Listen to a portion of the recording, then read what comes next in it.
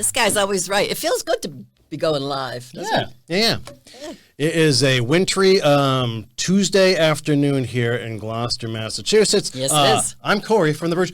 And there's, look at your name's up there too now. Linda Szabo. Yeah, there's my name. Oh, my goodness. Yeah. Oh, my God. My name is up in lights. She is our resident hypnotherapist and change worker joining us today. So what we're doing, we're here at my buddy Andrew's studio, Streamography here in downtown Gloucester. He's been helping us test out our shows in case we are going to use this space moving forward and until my Bridge headquarters gets redone. Yeah, I can't wait. But also, we like doing the side-by-side shows together, too. Yes, we do. And this gives us a great chance to do that. So, anyway, Linda, obviously you have online workshops that you're planning to roll out starting later this month. Yep. We can get caught up in the meantime. I already have a question from one of our viewers when they heard that you were on, so we can go over that, too. But so what are you looking to accomplish today? What is getting the word out, first of all, but are there things you want to be talking about specifically? Yeah, I really don't have anything too specific in mind because I was hoping that, as people came on and they had questions and we could interact.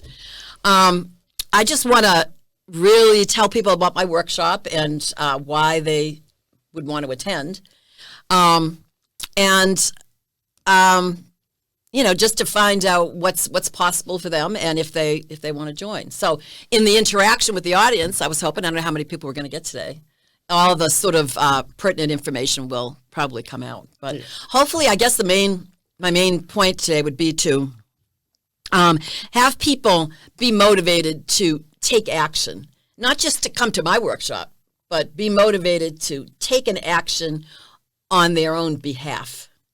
If you're stuck, in life or you have a challenge or things aren't going well and you just haven't something, you're not moving forward.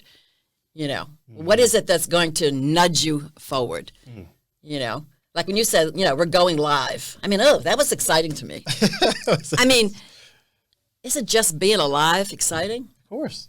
I think it is. Every day's a gift, right? Start there. Yeah. Take a nice deep breath. You got a roof over your head. You got food, warm from the snow outside. Mm-hmm. You're alive. Now, what do you want to do? And what's stopping you? Whatever's stopping you, that can be overcome. I gotcha. That's the message I want to get out today. So, hi, Lisa. Thanks for joining us today. Coming at you live from the studio here in Gloucester with resident hypnotherapist and change worker Linda Szabo, who's working on online workshops now, and they're centered around overthinking. Thinkers and or overthinkers. I mean, that's one of the things, because I am an overthinker. I mean, thinking is huge because you can think too much. Thinking is great when you need to use thinking to get a job done or, figure things out. Practical mind kind of thinking. But when you don't have to figure everything out in life. That's the thing I learned. And so being a thinker, I thought I did. And sometimes it's better to not think. And that's extremely difficult for some people to do. Well, you can't not think completely, but you can not pay attention to all the thoughts that come through your head. Your mind is telling you a story. Like I think I've said in previous, sessions before. Your mind is telling you a story, And then there's, let's call it the energy of you, that aliveness that we're talking about today. Then there's the energy of you. And sometimes you just want to tap into the energy of you and see what comes up. If you're so busy with all that yakking going on in your brain, you're going to miss something. Because we have an innate intelligence within us, that really is a great place to live from. And that's the part where I want to get people to even get there, is that, and to live from that. You can still use your thinking, but you don't need, thinking is not king. Interesting, yeah. Yeah. So Anna Lee, hi Rose, how are you? Lisa, if you have questions for Linda, feel free. We'll answer them in real time. I actually have questions for you. So what we're going to do is we're going to go live for a little bit here, test the waters. This show is actually being recorded. I'll play that prime time as well. I may actually play that before the Annette show Wednesday evening, because I know we're going to have a big crowd for that. I'll be live again tonight, 7 p.m. Eastern time, to take questions for Annette. And I can also take questions for Linda too, for a subsequent show. So feel free to do that. Of course, I'll have more on that in a bit. Oh, hey, LB. Hi, Diane. How you doing? All right, so we're starting to get some people in here. So yeah, so if you have questions for Linda, maybe you're an overthinker as well, and that's something pertinent to her upcoming workshops. If you want to learn more about her workshops, you just go to brushwithlifehypnosis.com, and all the info is there. I do have a question for you off the top, Linda, if you're ready. I'm ready. Okay, so this actually comes from another Linda. This is from Linda Casey. Oh. And Linda asks, Linda, I've been accused of being an overthinker my whole life. I'm a musician who loves to dissect a piece of music in order to appreciate its complexity. In fact, I just finished listening to the entire 2-hour composition of Handel's Messiah, just to get an idea of the composer's thought process. The only time I would consider myself stressed by this mindset is when my own desire for excellence doesn't translate to other band members who don't share the same vision as me. Anyway, I was wondering whether Linda understands this type of overthinking, or would she just recommend that I be committed to the nearest mental institution for evaluation? That's Linda Casey. So that's a lot, so I can break this down. So, yeah, you might have to break it down for me, but that's an awesome question, and it's very funny, too. There's a couple of things in there. I mean, the whole creativity energy is amazing. I'm just getting into music myself for the first time in my life. Not the first time. I mean, I sang a solo in the first grade and ended my career right there.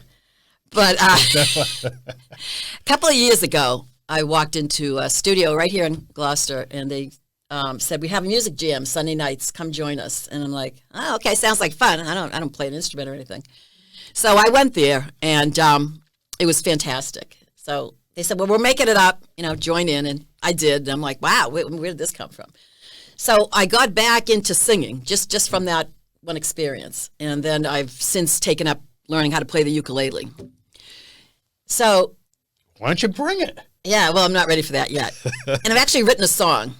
And I've written a lot of lyrics, but I couldn't figure out how to do the music. So I have engulfed myself into the music world. And it's very transformational. So I know where she's coming from. There's so many aspects to it.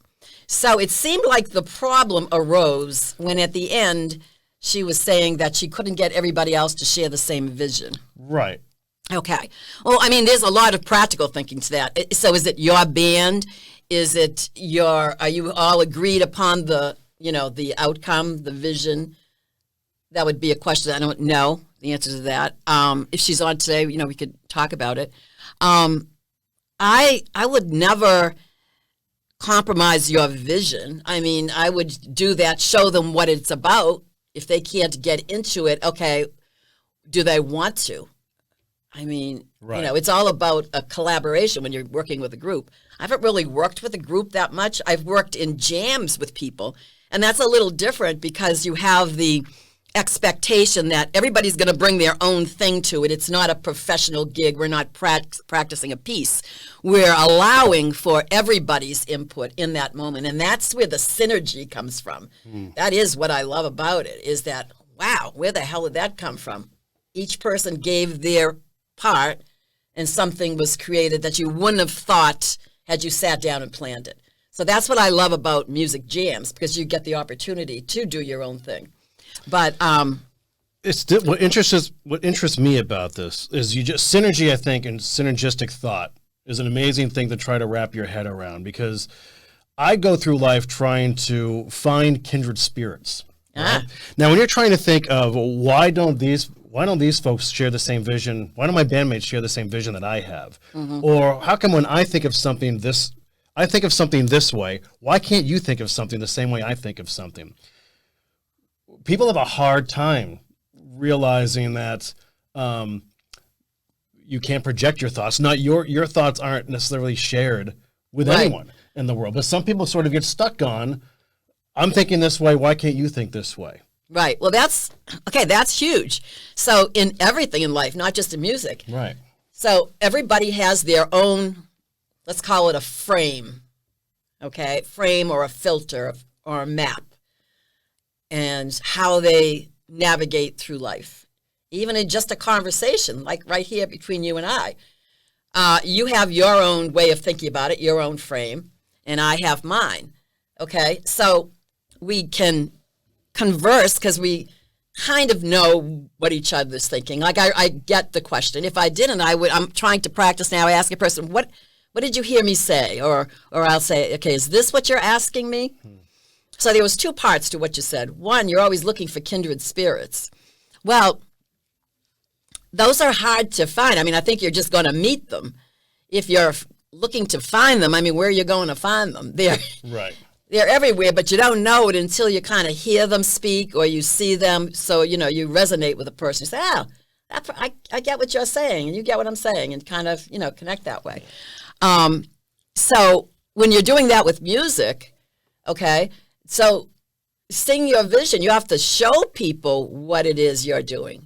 Now, if there's something in that excites them or that they can resonate with, or they might even want to change something, I don't know. Is this a collaborative venture? So you have to agree that we're going to collaborate or not. If not, it's your vision, and they need to get on board with, and you need to show them what you want. Yeah, because I wonder if she's frustrated with, she listens to Handel's Messiah, and she absorbs it a different way, and she's feeling something, and maybe it's frustrated that she feels the others aren't feeling it the same way. Or it's not striking the chord with them. So I don't know. I think it's a fascinating discussion. Yeah, I mean, if she comes on, we could ask her a few more questions because there is a lot to this.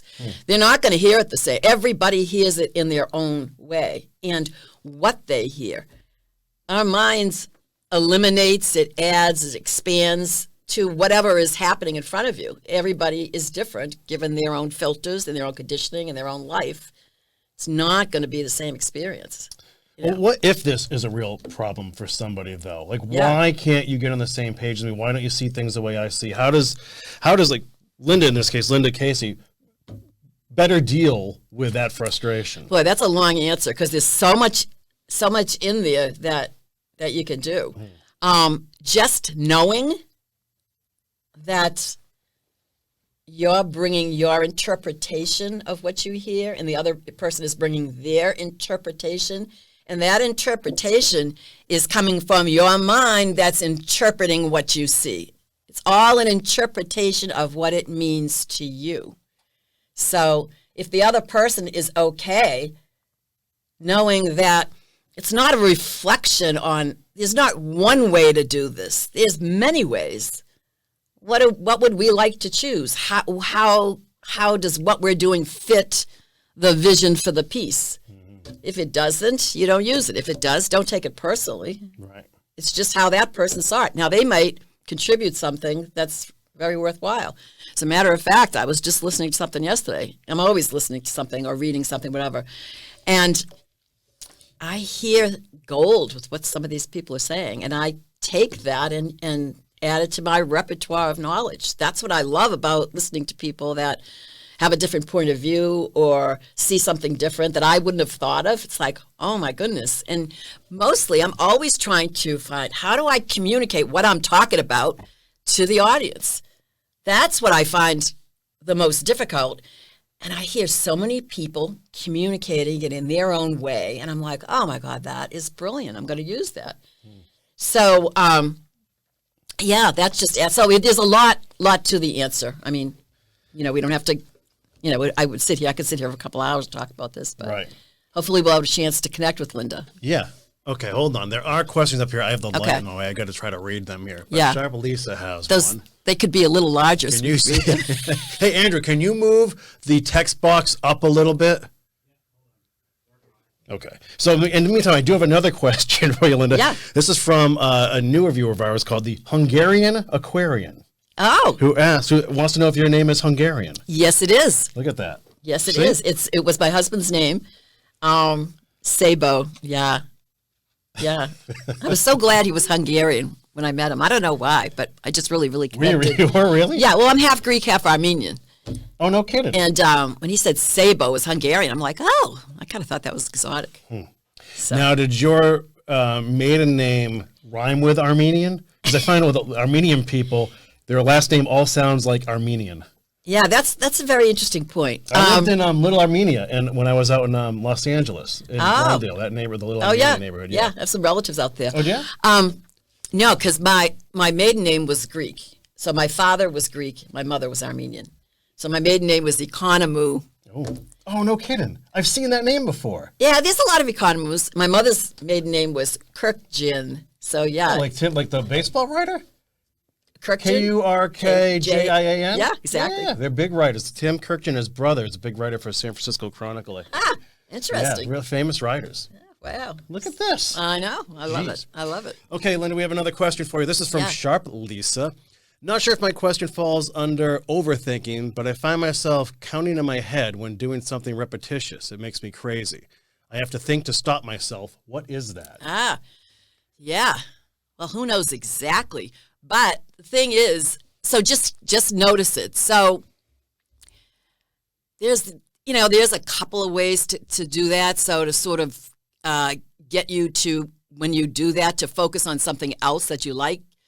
You could picture the numbers and have them disappear.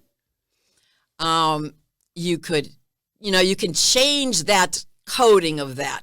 So if you see the numbers, did she say she hears them? I find myself counting in my head, so you must hear that. So you can either practice counting very faintly, and then, your brain will start to say, oh, okay, you want to count very faintly.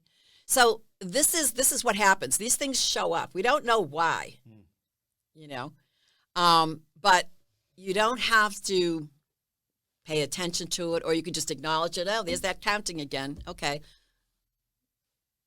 So what? So your counting's shown up today. Okay, thanks for sharing. Okay, now I'm on to the next thought.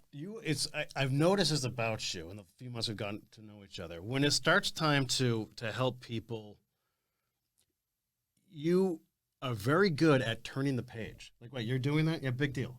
Turn the page, do this now. Yeah.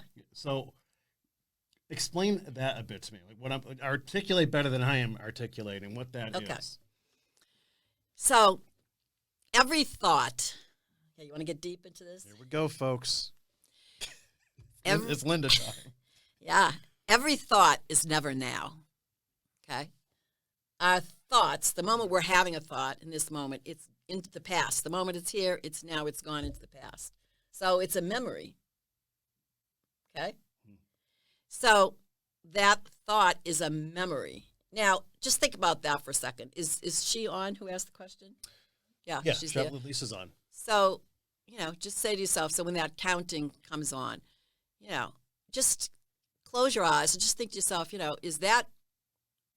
where am I without that memory of that counting? Just think about that. Close your eyes. Think, where am I without the memory?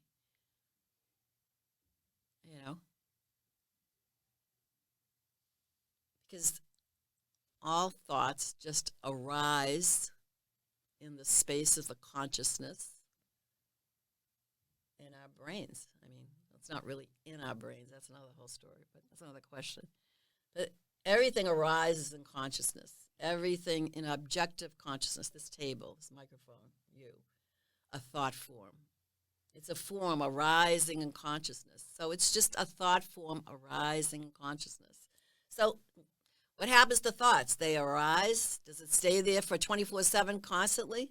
No, it disappears. You have another thought, and then it's back again. Just to let it arise and do its thing and disappear. That's a good point, because most people have a hard time trying to quell that repetitious. When you're trying to quell it, that's why it stays there. So I think it was Shinzen Young has the formula of suffering. It's experience times resistance equals suffering. So every experience, which can't happen without thinking, because that's how our mind works, it's going to be you're going to have a thought, you're going to see something, you're going to hear something, hear the counting, or you're going to see the numbers. I don't know how she does it, if she hears it. You're going to maybe feel the irritation from that. That's all experience arising in your consciousness. Can't be without thinking about it, because that's how human beings experience reality through our perceptions of what we think it means. Okay? So if you know this is just how the mechanism works, then just let it come up and notice and let it go. But if you're thinking about it and saying, I shouldn't be having that, and how can I stop this? There's no stopping it. You don't have to stop it. So say, for example, a thought came in your head, I think I'm going to go dance a jig outside. I don't know. I mean, I've had crazy thoughts, That's a good one. Maybe even naked. I don't know. Up the ante, folks. Are you going to go do that? Well, you might, but I mean, yeah. Are you going to do that? No. Are you going to follow every thought that comes in your head? No. Now, are you going to sit around and think, geez, why am I thinking that? I don't know. I watch too much porn, or what am I, yeah. Why am I thinking these crazy thoughts? Who knows why a thought comes in your brain? I mean, your brains are constantly, millions and millions and millions of computations are happening here, bringing stuff up, like I said. Every thought, every moment is always in the past. So it's going into the archive. It's bringing up something in the moment. Maybe you just happen to hear Irish music playing or something. I don't know. Who knows? You could, you could stop and figure that out. You could be there forever. You wouldn't be able to get on with your day. So just let it go. Yeah, all these trigger points. So who cares? Dancing a jig, numbers come up. Just let it come up, let it go. Well, what if the person feels like it's debilitating? Is it? Well, define debilitating. Well, if they feel weighed down from, okay, now they know. Okay. Every time I go to bed at night, now I got to go through this routine again. So I don't again, feel like it's helping me. Yeah. So again, a weighing down. Okay, well, that's a metaphor. Mine loves metaphors. So you could either go with the metaphor. If something was weighing you down, what will it take to lighten it up? So you could go down that road. Or you could feel, how is it weighing you down? Where is it weighing you down? And go into the sensation. Because again, a sensation, a sound, an image all appear in your consciousness. So it's either going to be a sound, a sight, or a sensation, which is a feeling. Okay? Again, they just appear. They don't have any meaning unless you give them a meaning. So this is weighing you down. Really? Your brain came up with that story. Just what you can do with the sensation is just notice the energy, feel the energy, notice it until it's going to move. Just to put your focus on it, it's going to move. Let it move where it wants to move. It might move up here now. Okay, what's it doing now? Describe it. Just shine the light on it, and it will dissipate. Faster than if you say, I don't want to think about that. I'm trying to go to sleep. Well, you're not going to go to sleep. You're keeping yourself awake. Gotcha. Interesting. Well, I hope that helps, Sharply. So thanks for the question. Folks, if you have questions for Linda, fire them our way now, and then she'll answer them in real time for you. We'll replay this show, and then we'll let you know when we're doing something again with Linda ASAP. But Linda, let's talk about your classes to the upcoming workshops that people can learn more about through Brush with Life Hypnosis. But why don't you tell us what these are all about? Okay. So the basic premise of my workshops that are coming up is an emotional reset. That's how I'm framing this. Because if you notice, every challenge, everything that when you're stuck and all these things, especially these questions, your emotions get out of whack. You're out of whack, And that's because all emotions come from your thinking. There's those thoughts again. Thoughts are key. Have you noticed? So you really want to get the story about your thoughts, okay? And it all comes down to the fact, here's the big secret, is that you think. Let me just say that one again. It's that you think. You have thoughts, okay? So all emotions come from your thinking. So emotions are just a barometer to tell you how you're doing. So, I kind of, if I'm emotionally, triggered, I'll say, okay, what's on a scale of 10? Where am I at here? Oh, it's an 8. I'm really feeling this emotion. Oh, that's interesting. So I'm 80% believing what that thought is telling me. That's all that's happening. Oh, I got caught 80% worth. Huh. Okay. What do I tell my clients? Just let the thought be interesting. 80%. Huh. And it will go. It will dissipate. Yeah, sometimes they do stay around for a couple of days because you're thinking about it. Maybe it's about a guy, or, something really important to you. But yeah, you're keeping that thought alive by continually thinking about it. You know. So that's just one way of noticing. Okay. And getting back to my workshop, Right I get into my own thoughts. I'm like, I'm there. So I figured out it. I'm going to make it for once a week for just a couple hours, okay, for a month, and to just give people, I call it psychoeducation, to talk about the very things that I'm talking about now, because they've found that just educating people on how the mind works can make a huge difference. I mean, it actually can create a transformation in people. I know that they've had a lot of work done with pain management. If you're familiar with, I think I've mentioned it before, Dr. John Sarno's work. Just by reading his book about the fact that back pain is mostly psychogenic, unless you've gone to the doctor and they've found some real reason for a structural problem. It's psychogenic. The brain has made this up to keep you from something else, possibly an emotional trauma or something that else happened in the past, which is an amazing thing in and of itself. And just learning about that and knowing about it, people's back pain has actually disappeared, which I used to find like, okay, when I first heard about that, it took me a couple of years to wrap my brain about that. And I've read more other people, spine doctors, same experience. And I've since learned that it triggers and possibly could trigger the fear response, which is one of the main reasons for anxiety and fear is the brain perceives a threat. So if you believe that you've got some problem with your back, which is not necessarily true, it's been shown and researched that even if you have some kind of abnormality, that's not really causing the pain. It couldn't possibly cause that amount of pain. So just having the education of this is how it can work, and here's the documentation for people's experience. If you look up Howard Stern online, John Sarno is his hero. Howard Stern had back pain, and he went to see Dr. Sarno, and gone. I don't watch Howard Stern, I'm not a big fan, but hey, I believe what he's saying. So that's just one instance, but there's many more. Yeah.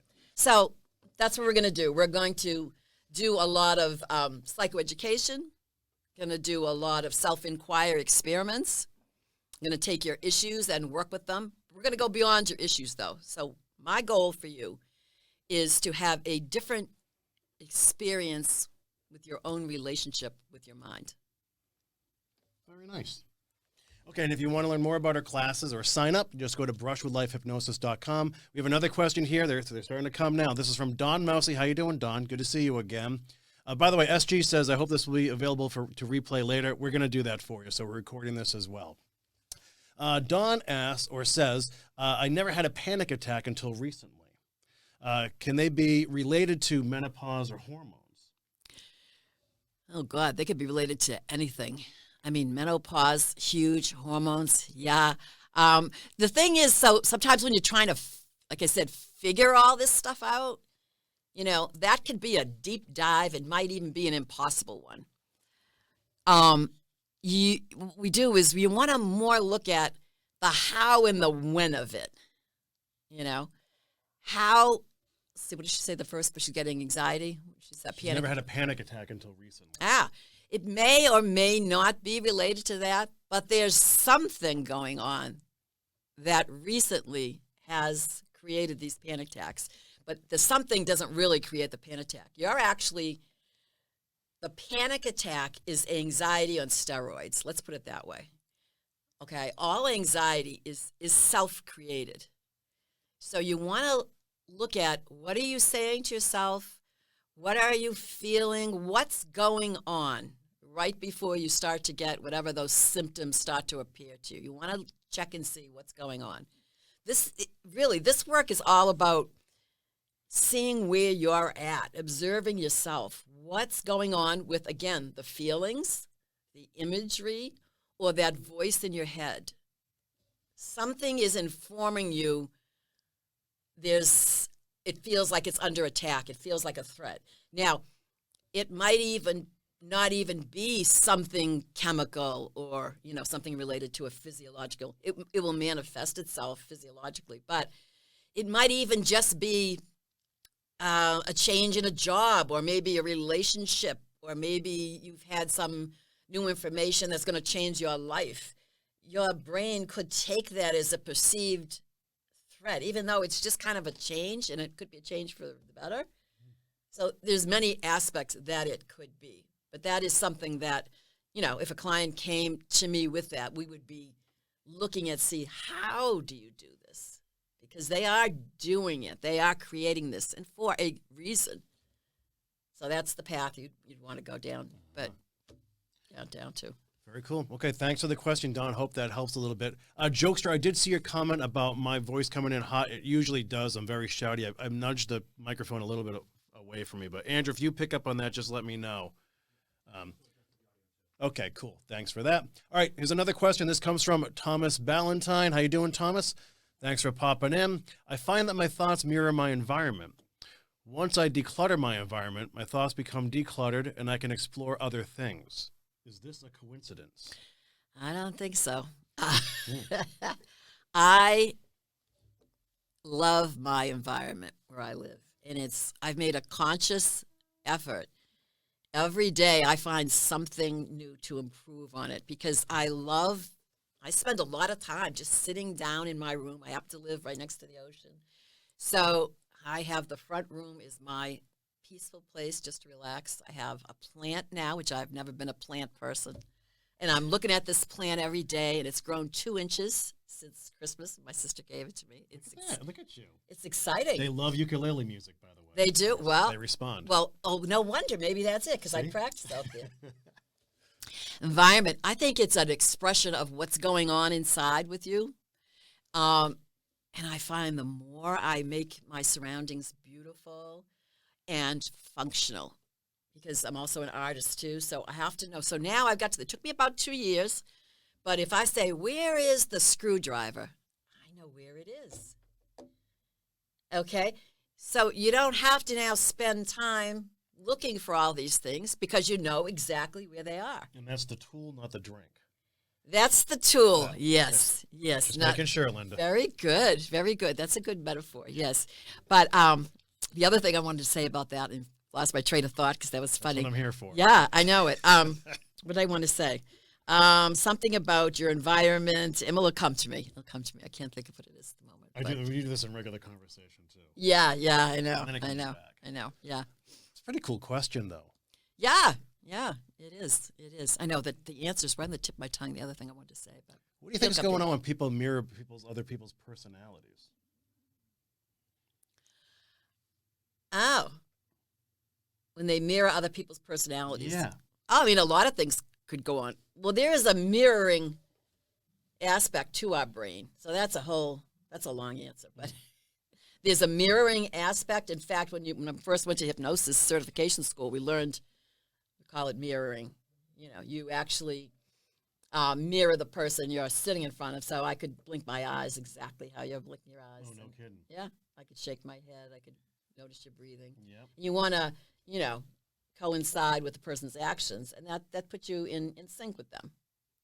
So maybe people are doing that unconsciously right from the get-go. Right. Some people, you'll notice when you hang out with people for a long time, maybe you start talking like them. Maybe you have the same staccato or musicality to your phrases, or Yeah, they've actually shown that you actually look like each other. Like, these couples that have been married 50, 60 years. Oh, my God. Can you imagine that? At the yard sale? Yeah. Yeah, those people. Yeah.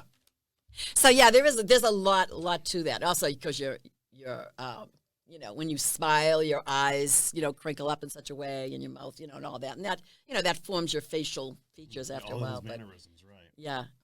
So, that's an interesting question. Yeah. What made you think of that? I went off of Thomas's question there. All right, so Don Mousy, thanks you for answering her. And Thomas, I hope that helps a little bit. If there's more to that, we'll add to it. Yeah, if I remember the end of what I wanted to say about that, because it was That was kind the of best pertinent. part, too. I know it was, but I can't think of it at the moment. Anyway. So if you have questions for Linda, we have a little bit of time left. So when are you thinking of starting these workshops? And what? Well, as soon as I get enough people, I'm only going to take 10 people max, but I'm not going to wait till I get 10. If I get 5 people, it's a go. It depends on their time zone and all of that. So once I get the response, I'll talk to them and I'll make the decision on the time frame. Right. So I'm going to do it that way because there is so much diversity. I mean, some people are in Australia and the UK and all over the place, but it's great because look, we're talking to people all over the world. Yeah. I find this to be astounding. I love it. Yeah. And so the idea is these are multiple workshops, right? Well, I think I'm going to have one on the weekend because a lot of people, if they work all week, because of the time zone, it's too late for them or it's too early in the morning. So I'll have one on the weekend and then one during the week for people who are available during the day. So that's the only reason I'm going to do it that way, gotcha. Or depending on what kind of response and how many people get. But how much time do we have? Because I have something I want to read. You go right ahead. And we seem to have a lot of people on there. So Thomas is thanking you, by the way, for your answer. So right. Thanks, Thomas. So I want to read this poem, If, by Rudyard Kipling. I'm sure a lot of people have heard it. And this poem, I read it periodically, and it always moves me every time I read it. The reason I want to read it is because Kipling, this speaks to the heart of the work I do.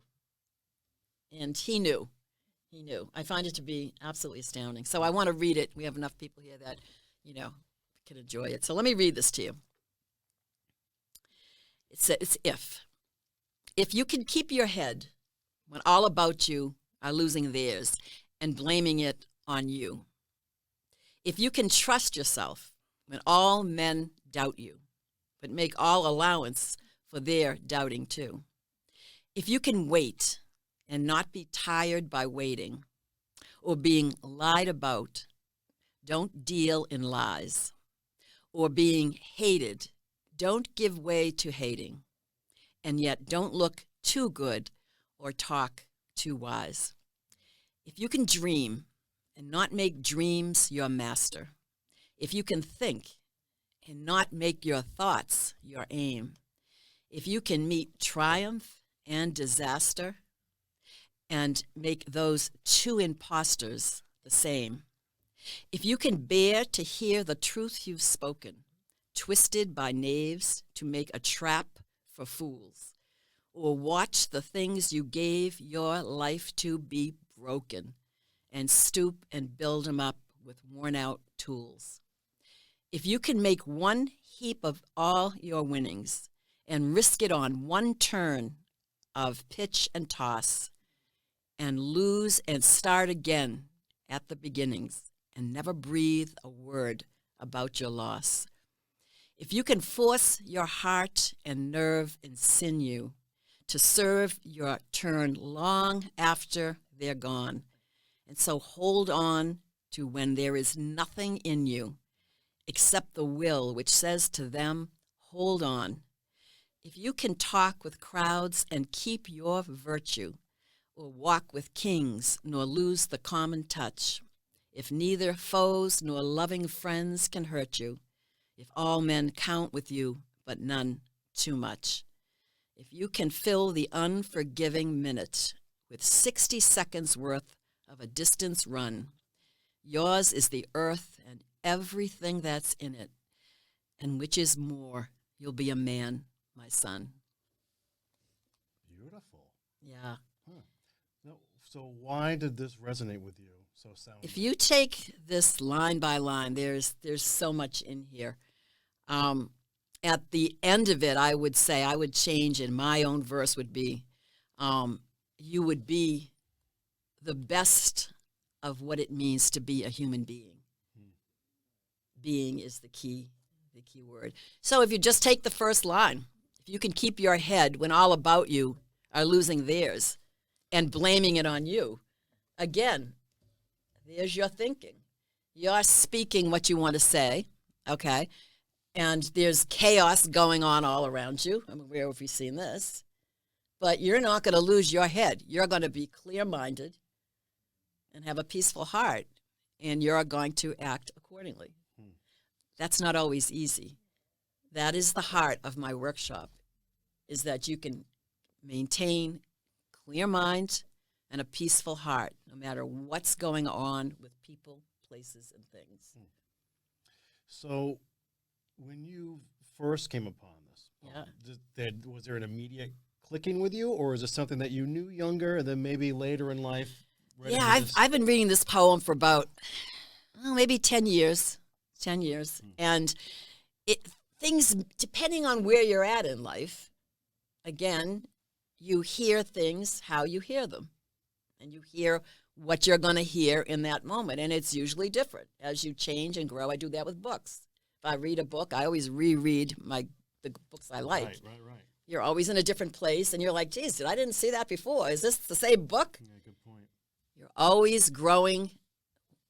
Every moment, it's in the past. Well, I imagine it's almost like listening to your favorite songs over and over, where I've listened to this song 1,000 times in my life. Why am I still...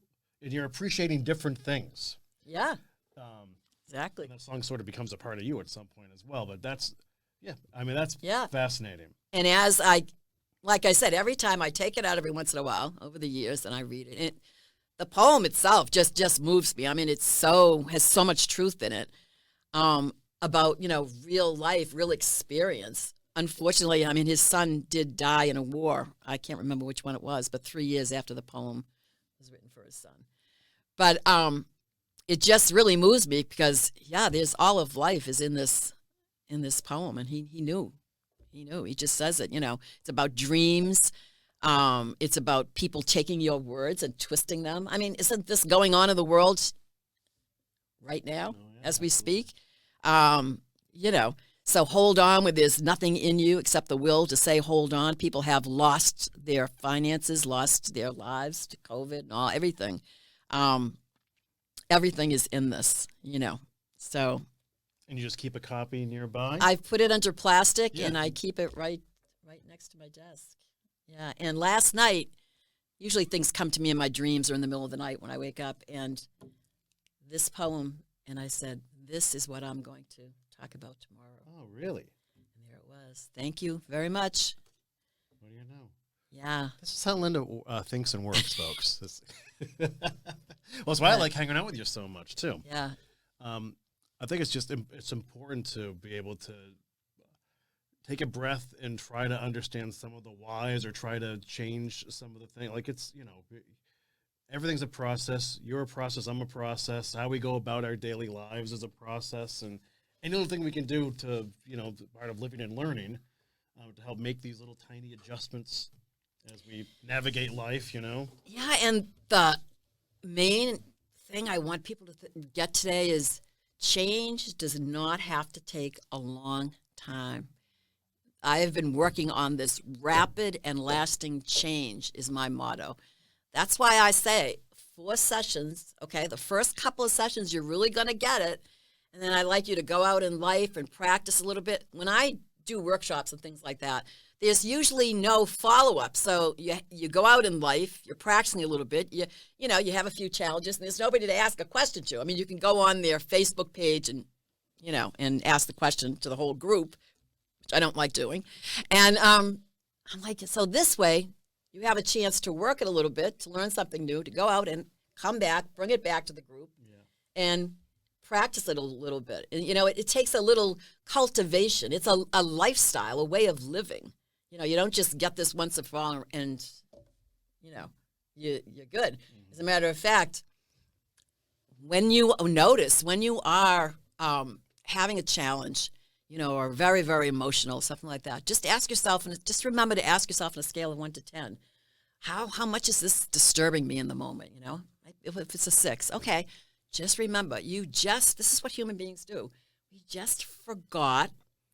We got absorbed into the story of what our mind was telling us, that maybe, you're such a loser, you're never going to be able to do this. That's just, your mind's coming up with that from some crazy place back in the archives. So now you're 60% absorbed in that thought. You just forgot that it was just a thought. Right. And that's never going to stop. You're just going to get better at it. I can go, just the thought. and go on. Some people are like, it's just a thought, but it's not, I'm not changing. I get that a lot at first. I know it's just my thought, but it's not making a difference.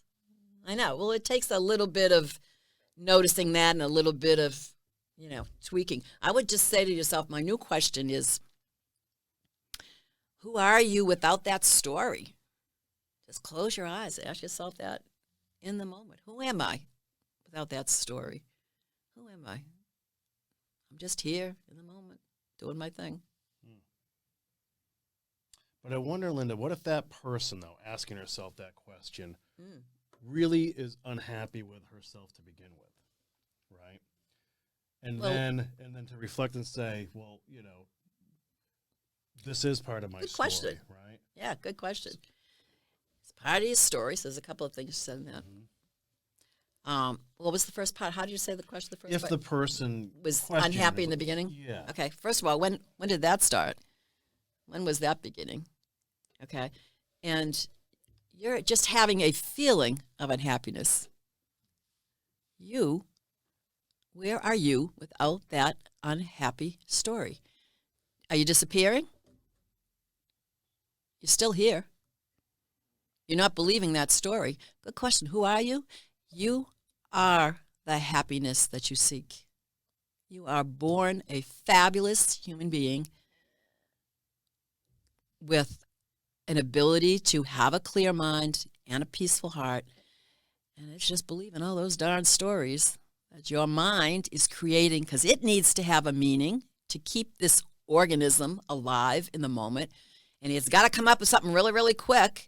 And since this incredible brain of ours can compute millions and millions of computations, per second, it's coming up with this story. I'm unhappy because who knows, this happened, that connects everything off in the past. It's telling you, I'm unhappy in the moment. Really? You're just having unhappy moments. You're here. There's an unhappy moment that you're feeling. Okay, it's a feeling. It's a voice in your head. It's an image maybe associated with it. It's the computational storm in your head. Write this down if you have to. Keep it on a note card. I love note cards. And when you're having a moment, just remember this and look, is this true? Am I just having an unhappy moment? Am I just having a feeling of sadness? Even the sadness is a story. You're just having a feeling. Where is that feeling in your body? Just look at the energy. Let go of the memory. Let go of the story. Just be in the energy, because energy dissipates. Okay? If you're using your overthinking, try to figure it out. Thinking is going to try to pry it open. So much easier just to let it dissipate. It'll move.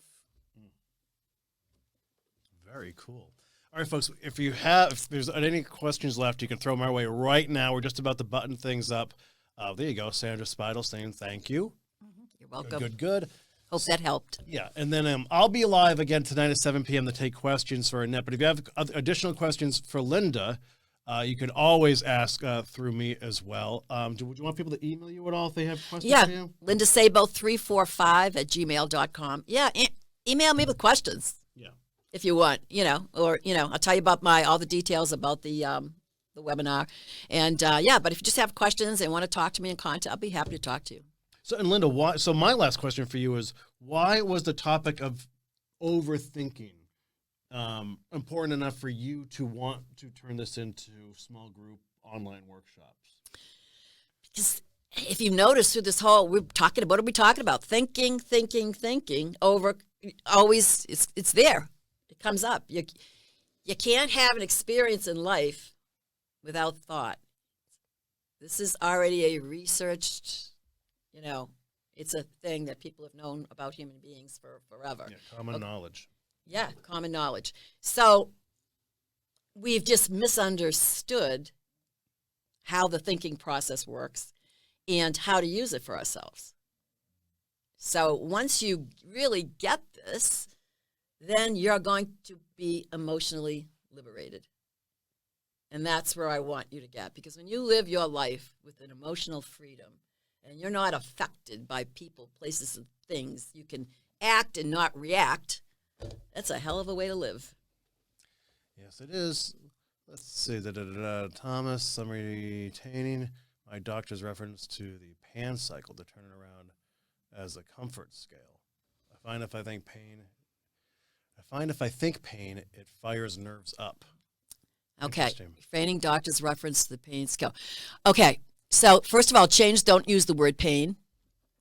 Change it to discomfort. That really triggers the brain. Okay. And describe it as like what's happening with it. Like, is it a vibration? Is it a sharp stabbing?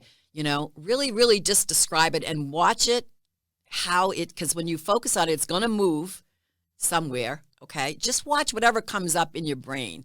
You might even get a metaphor. If you get a metaphor that shows up, it's, like you say, pain, it fires up the nerves. Okay, well, just take a moment and picture yourself. I don't know what part of the country you live in, but picture yourself, you're in the middle of a blizzard. And allow that blizzard just to numb out that part of your body. And just allow it to just cool the fire. And as you're cooling the fire, just notice how good that feels. So use a metaphor. Your brain responds to metaphors. So again, just take yourself away from the moment. Describe what's really happening, because it's a sensation. Don't give it a label, pain. Just call it, it's uncomfortable. It's a good place to start. There you go. Thanks for the comment, Thomas. Kimberly Noralahi is asking, Linda, if I can't attend the class that you offer, how can I hear more about your perspective on the subject? I'm going to be making a lot of new videos. I have to finally update my website, and so I'm working on that.